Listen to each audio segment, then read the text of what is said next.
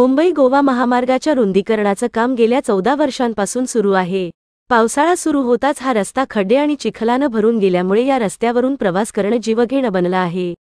मुंबई गोवा महामार्गाचे काम पूर्ण व्हावे यासाठी महायज्ञ करण्यात आला। मागील 14 वर्षांपासून मुंबई गोवा महामार्गाचे काम रखडलेले आहे। रखडलेल्या महामार्गाला आलेली अवकळा दूर व्हावी यासाठी जन आक्रोश समितीच्या वतीने आज माणगाव येथे महायज्ञ करण्यात आला। महामार्गाचे दुष्टचक्र संपावे आणि त्यासाठी प्रशासनाला सद्बुद्धी यावी, चांगला ठेकेदार मिळावा यासाठी देवाला साकडे घालण्यात आले।